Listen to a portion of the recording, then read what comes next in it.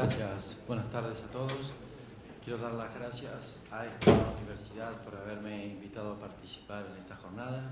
Es para mí un privilegio estar hoy aquí y estar con muchas caras conocidas de muchos compañeros que hemos trabajado intensamente en lo que es la teoría y práctica del derecho judicial en topografía. Me viene muy bien la anterior ponencia porque viene a ratificar un poco lo que ya nosotros durante los meses de junio y julio pasado estuvimos trabajando en el tema de saber la cantidad de litigios que se han producido en toda la geografía española. Sucede que los números son un poco desorbitantes, pero Agustín bien reflejaba la cantidad de procedimientos mediante las voces, ya que el Consejo General del Poder Judicial no tiene estudiado este análisis, pero lo que pudimos rescatar nosotros, iniciando como acciones la acción reivindicatoria y la declaración de dominio, y a su vez el del índice de mojonamiento, porque la acción reivindicatoria incluye la identificación y luego también se puede pedir, y por economía procesal se admiten los dos procedimientos. Y la cifra arrojada en estos últimos 13 años, solamente con esto y sin contar la inmatriculación, expediente de dominio de mayor cabida y las otras 4 acciones en lo que es la jurisdicción voluntaria, llegábamos a la cifra y sin contar la parte urbanística, rápidamente arrojó la cifra de casi 30.000 sentencias en los últimos 13 años.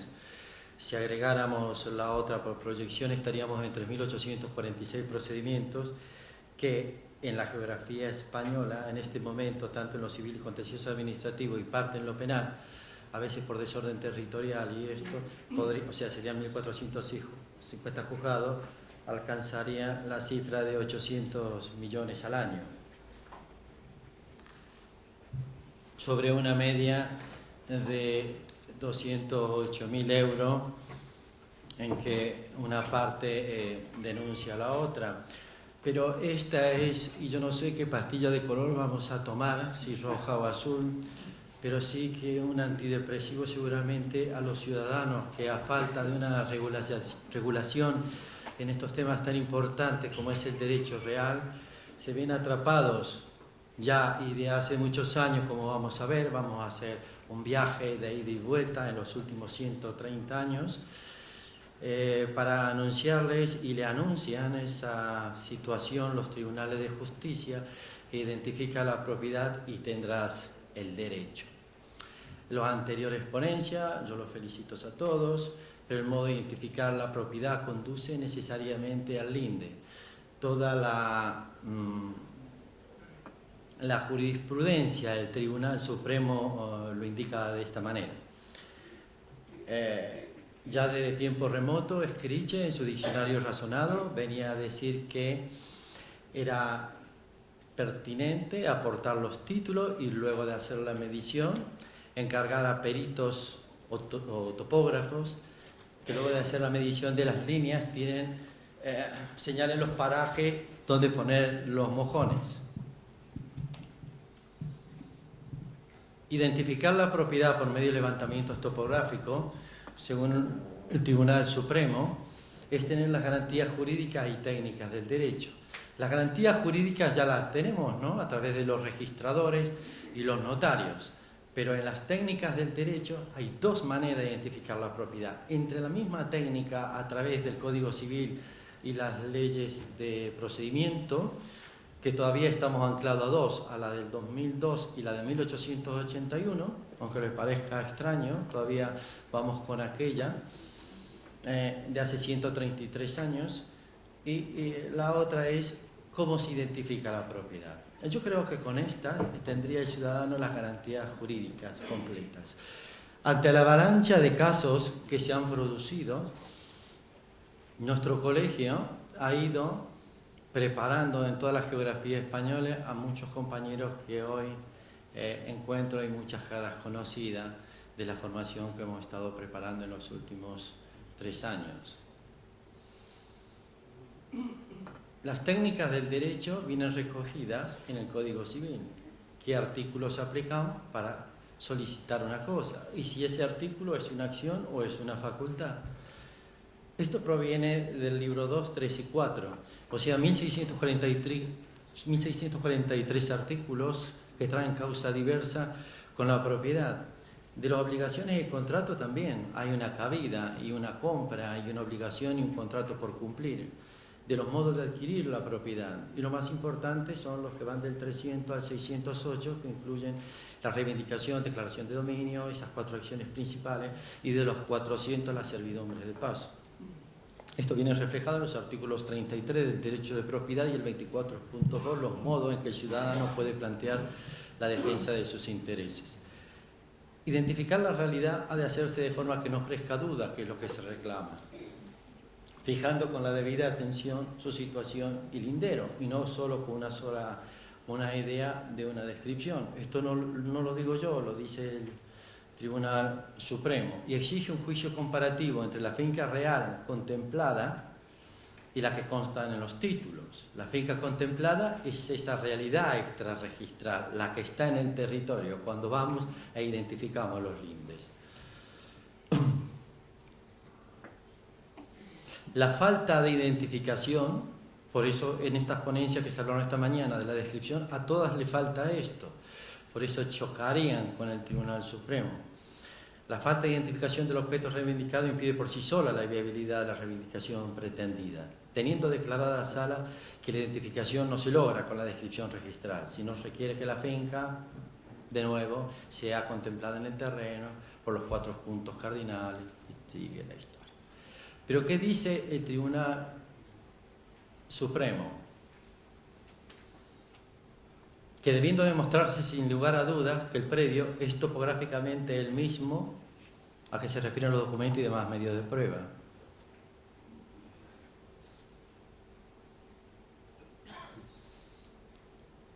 Sigamos. Vamos a ver el alcance de los documentos probatorios, es decir, hasta dónde llega uno y dónde llegan los otros.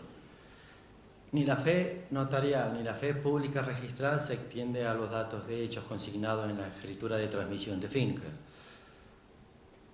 La identificación de la finca no se logra con la descripción registral, que reposa sobre declaraciones de las partes, sino de la confrontación de los títulos. La confrontación de los títulos ha de hacerse de manera que los errores que se puedan incluir en una no sirvan al amparo de otra, para así evitar reducciones o ampliaciones más allá de los terrenos de los colindantes. Nos seguimos preguntando para qué nos sirve la fe pública notarial y registral. Nos sirve para la fe jurídica, jurídicamente perfecto, y eso lo tenemos solucionado. Falta la identificación siempre. El ámbito protector de estas dos magníficas instituciones se extiende solo a los datos jurídicos, a la extensión de un derecho real, a la titularidad y el contenido del mismo. Jamás a los datos de hecho. Que estén inscritos en el registro no significa que las descripciones sean correctas y respondan a la realidad. Los notarios no dan fe de los datos de hecho y anexos a los planos adjuntos, sí dan fe de los extremos jurídicos que autorizan.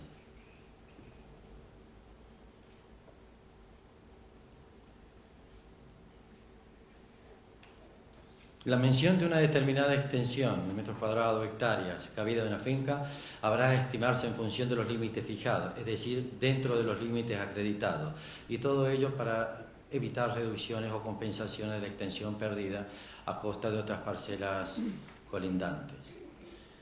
Cuando se plantean debates de esta naturaleza, se debe recurrir a un levantamiento topográfico para conocer técnica y científicamente la parte que tiene razón. Yo los invito ahora a pasar dentro de la Administración de Justicia, dentro de los juzgados de primera instancia, donde se resuelven las disputas. No es fácil que operadores jurídicos como registro, notariado, catastro, conozcan esta realidad, pero nosotros que nos dedicamos a esto sí que la conocemos y muchos de ustedes también. Se ha cumplido toda la protección de datos y la Administración de Justicia me permite presentarlo en esta jornada.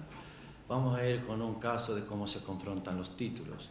A partir de una finca matriz en la parte superior producida en el año 1863, las 3 transmisiones, hasta que luego se produjeron 5 segregaciones, resultando en estos titulares, y así el seguimiento en una proyección de años hasta los titulares actuales, produciendo todas las modificaciones, creaciones, anexiones entre los titulares. Sucede que aquí, y como siempre, quedó un resto. Este resto se siguió transmitiendo, esta vino por aquí, se juntó por aquí, ay, perdón, lo siento. Y aquí quedó un resto. Este resto se los disputaban todas estas, querían estar aquí. Porque el desarrollo urbanístico había potenciado el valor de 1 a 1000. El valor en euros, por ejemplo, ¿no? Entonces todos querían situarse aquí, con planos catastrales, con... De todas las maneras compraron fincas por 2-3 millones de euros, pero no era esa la situación. Estaban situadas en otros terrenos. Por consiguiente, la superficie que aquí se ponía en juego era de 13 millones de euros. Se fijó a través de los planos del Instituto Geográfico y Catastral, que me vino muy bien, toda la historia relativa en los años en que se produjo esto.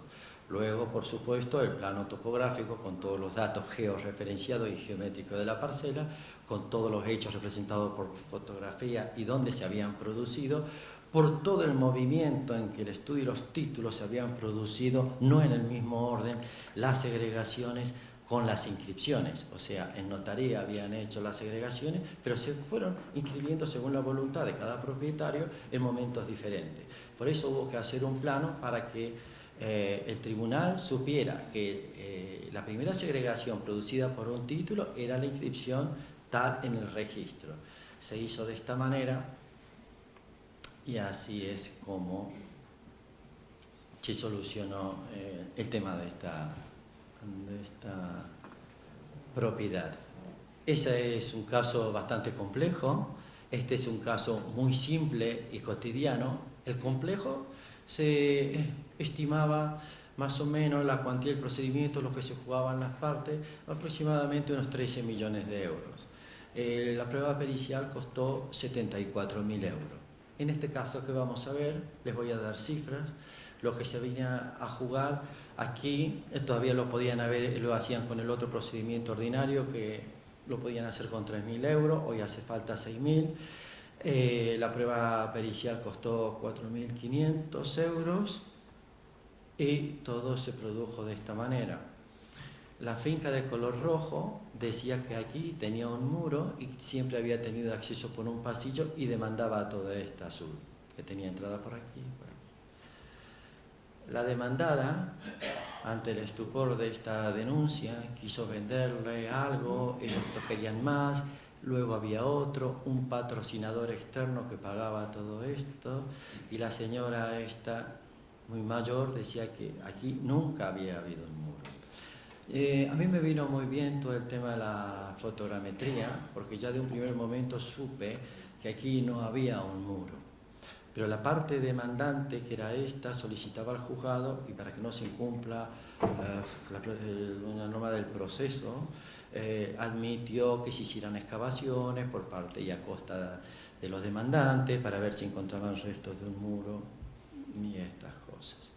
Yo ya había determinado que por la sombra de la fotogrametría aérea jamás esto había estado abierto, y eso me llevó al indicio porque encontré una alteración catastral fraudulenta que, motivando una herencia, una venta, y el tercero que luego llega, como en estos casos de fraude, de buena fe, inspirado en esto, podía iniciar la demanda. No son muy representativas, por cierto, las propiedades, pero sí lo que se iba a construir ahí. El momento de la finca, el patio de atrás, se hicieron las excavaciones en presencia de los abogados. Vino un señor con una máquina, excavó, no encontró nada, pero nosotros con la demandada teníamos una fotografía que probaba que nunca había habido un muro por la parte ni anterior ni posterior de la finca, como refleja aquí. Perdieron el caso y vamos por el tercero. A veces se prueba con otros medios documentales, ¿no? y aquí quedó probado. El juez de instancia no quería escuchar la palabra catastro, en ningún sentido, porque con esto habían producido el intento de fraude. Aquí el caso tercero es un desarrollo urbanístico sobre una finca. La demanda estaba planteada sobre 8.000 metros a 300, eran 2.400.000 euros. Aquí aportaron títulos a esta urbanización, resultando por sí parcela resultante. Pero los títulos aportados, yo determiné ahí en ese momento que eran títulos aportados de fincas que estaban a varios kilómetros fuera. Así fueron consiguiendo en 4 o 5 juicios que hubo por aquí que los propietarios perdieran sus propiedades porque no tenían poder para contrarrestar la demanda y la defensa económica de sus derechos. Aquí obtuvieron una declaración de dominio, una simple declaración de dominio contra otro. Al tiempo instalaron un huerto para confundir más e iniciaron la demanda contra esta finca. Pero se dieron con un señor que tenía suficientemente los medios económicos para poder defenderse. Total, que aquí les reclamaban los 8.000 metros, cuando si había algo que reclamar, era esto nomás. Como verán ustedes, allí está el mar. Estos lindes son difíciles de determinar por más ortofotos que tengan. Yo me subí arriba de un árbol y hice la fotografía, pero sí aquí en definitiva lo que yo me daba cuenta es de que por qué habían seguido estos quiebros, esta figura de la valla, ¿no? Algo lo había hecho que así fuese, ¿no? Encontré la valla nueva, la anterior, seguí buscando, midiendo, insistiendo hasta que encontré los indicios de unos mojones, porque algo me daba de que esa dirección de la valla se había producido de alguna manera. Más mojones, ofitas, como se dice en Cataluña, otra más, se limpiaron, y si ustedes alcanzan a ver, no lo sé, JX. Bueno, JX, yo ya sabía que era la J, que eran unos terrenos colindantes como figuraban en las fichas catastrales, que decía San José de Barcelona, pero en Barcelona hay 3 iglesias más que se llaman San José Obrero, San José de Calazán. Eso me llevó al arzobispado. Determinamos que estos terrenos en la arquidiócesis, en los archivos que estaban allí, y la X, yo creía que era X, pero a través de los documentos del Instituto Geográfico Nacional y Catastral en aquel entonces, decía que la X eran correspondientes a San Andrés de Llavanera. Las X son las aspas de la crucifixión de San Andrés. ¿Correcto? Así probaban los documentos de 1889, del primer deslinde que hizo el Instituto Geográfico Catastral, me puso muy contento. El otro de 1936, bueno, el segundo en 1918, el escudo del pueblo, bueno, de cómo fue la evolución, y así se determinó y terminó este caso de esta manera. Luego determinamos dónde había estado la antigua parroquia y la sentencia terminó un poco justificando que este linde tenía 158 años de historia. Este señor salvó la finca y la otra parte, lógicamente, los demandantes perdieron la contienda.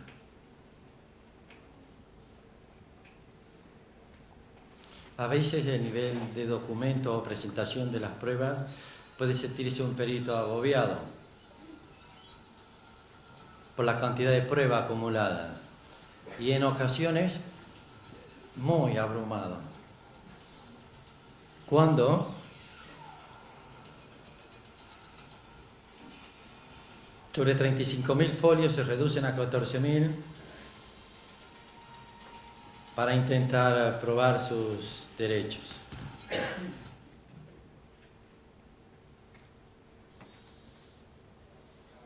En definitiva, y ya me va quedando poco tiempo, el Tribunal Supremo en los juicios ordinarios, estas son las acciones de ejercicio, los procedimientos especiales son estos y que se confunden con los artículos 198 al 210 de la nueva ley que se quiere aprobar.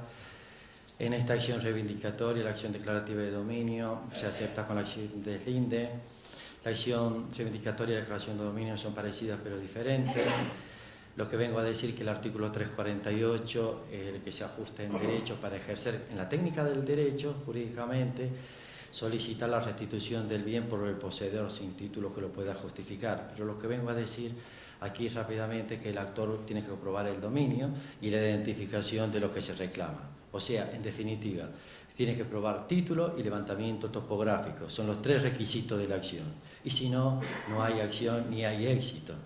Lo que pasa es que los juzgados no lo pueden valorar en primera instancia porque se cumple una norma del proceso, tienen que esperar la audiencia previa, la vista y la sentencia judicial. Después queda visto para distensión. O sea, aquí se devuelve el bien. En la acción reivindicatoria, en cambio, una mera declaración del dominio, pudiendo producir luego otra acción posterior. Pero no lo habla si no se entiende que incluye la reivindicatoria. En la declaración de dominio, más de lo mismo que la anterior. Y para el éxito y que prospere la acción se necesitan 2 requisitos, el título y el levantamiento topográfico. Uno sin el otro no habrá éxito en la declaración de dominio. Podemos hablar algo más en cuanto al deslinde y amojonamiento, debido a la continuidad del suelo que no aparecen fijados. Por eso esto indica que la identificación conduce necesariamente a la idea del linde. El Código Civil es de 1889, la Ley de Enjuiciamiento Procesal es de 1881, o sea, se aprobó 8 años, se habrá aprobado con el borrador de 1850 y el Código Civil no habla de superficie. Esto tampoco vamos a averiguar qué pasó en aquel siglo, ¿no? Pero estos son los artículos, solo tenemos 5 artículos del Código Civil y luego tenemos los artículos del 2064 al 2070, sí, 2069, que habla de cómo se realiza una acción de deslinde, cuando se reparten en partes iguales o cuando no se puede hacer por el título, se hace por la posesión. Pero aquí lo que sucede es que el Código Civil no habla en ningún momento de superficie, sino únicamente de espacio mayor o menor que se distribuirá proporcionalmente. Puedo ocupar 2 minutos más nomás, porque no determinan área o el límite. Esto lo tenemos que tener claro, los topógrafos lo tenemos clarísimo, sabemos hacer nuestro trabajo y ahora vamos a preparar. ¿Dónde está Miguel Ángel? Cortamos un momento aquí la grabación, que vamos a poner el vídeo. Y entonces cuando no sabemos